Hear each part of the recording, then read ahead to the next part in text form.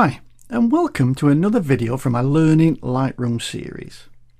In this video I'd like to take a look at the information you can display on the thumbnails in grid view or on the image itself in loupe view and how to customize it. Now here we can see the simplest view, which is just like a grey background with no additional information displayed. Now if you prefer a little more information, you can press the J key. And this will take you to a second stage where you get a little bit more information. Now on here you can see we've got a little number appear in this top corner. We've got this little decal here which is for updates, telling me that the metadata needs to be updated. Down at the bottom here we've got the rotation arrows, we've got the star rating, and we've got the colour label. And actually inside the image we've got the badge. And the badges are put there to tell me if anything's been added to the image, and this is telling me that this photo has develop adjustments added to it. So can we customize this information? Well, yes we can. And to do this we can go up to the view menu and down to view options, or we can use the keyboard shortcut Control and J or Command and J if you're on a Mac. And that'll bring up the library view options dialog. Here we can see we've got one tab for the grid view and one tab for the loupe view. So let's start with the grid view. Here we can decide whether we're working with compact cells, which are these here, or whether we want to use expanded cells. And this is where we've got some additional areas, top and bottom, where we can put additional information. Let's stay for the moment with compact cells. Here in the options, the first one is show clickable items on mouse over. And what this means is if I put a tick in there, then these items at the bottom, they only appear when I actually mouse over the image. So here we can see that the star ratings and the rotation arrows and the colour label, they only appear when I mouse over. I don't tend to have that done, so I tend to leave that off, but that's up to you.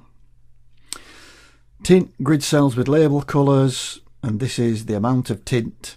So if I decide I want to put a colour on a particular cell, let's say red, then this is the tint that appears around the outside.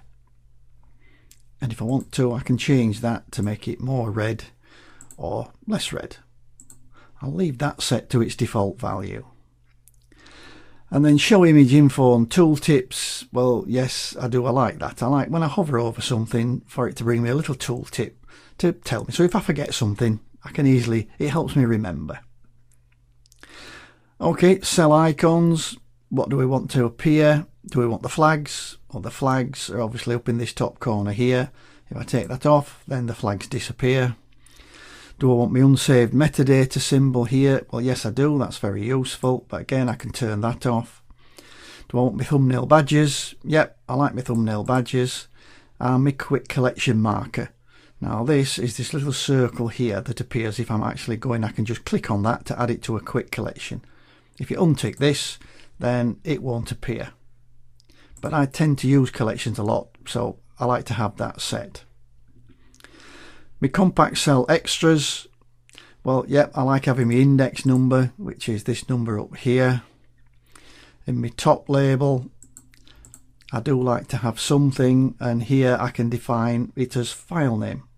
But I can also define it as anything from this huge list here. But I'll leave it set to file name because I do find that useful. And then the bottom label, again, you can define whatever metadata you want to put in there. And for this one, I've just liked the ratings and the labels. On my expanded cell extras, this is where we can actually put some additional information in. So I'll just go to my expanded cells.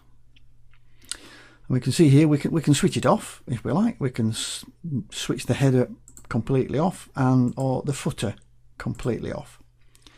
But within that, again, we can define whatever information we want. And I do like having an index number. I do like having a file name, but I can define anything from this list. And for me, I like having my crop dimensions in, which is this. So it tells me that's 1200 by 800 pixels. And then the folder, I've got JPEG. that's the folder it's actually sitting in at the moment. And then do I want the rating footer included? Do I want my colour label, which I tend to like having that on? And do I want my rotation arrows? Well, yes, I think they're useful as well. So that just about sums it up for the grid view. Let's have a look now at the loop view. In loop view, we can define two sets of overlay information, and this is controlled by the I key. So if I press my I key, you see I can cycle from one set of information to a second set of information to no information at all. And this is controlled in here from show overlay. So if I put a tick in there, you can see at the moment I'm showing info 2. If I go back one, I can show info 1. And again, this is loop info 1, and I can define 3 sets of information. I like the file name, I've put the megapixel, the file size, and then the crop dimensions. You can change them to suit yourself. And then in loop info 2, I've got the f-stop, the ISO speed rating, and the exposure time. So I'll just show you that comes as info 2. So that's how to customize the information in loop view. Okay, so let's just have a little recap. So we'll tap the G key to go back to grid view. I'll tap the J key to take me back to basically a very basic view. If I tap the J key again, it takes me to show some information, which is my compact information. If I press the J key again, it takes me to my expanded view where I can see lots more information. If I want to customize any of the information, there's a keyboard shortcut of Control and J, which will open up my library view options where I can customize all that information. If I now press the E key to go to loop view, I've got 2 sets of information up here which I can define, and I can swap between them by pressing the I key. So I key gives no information, I key gives info 1, and I key gives info 2. All that is definable from within the view info dialog, which again you can get to by the keyboard shortcut Control and J. So that's a brief walkthrough of the information we can display in grid and loop view and how to customize it to your particular taste.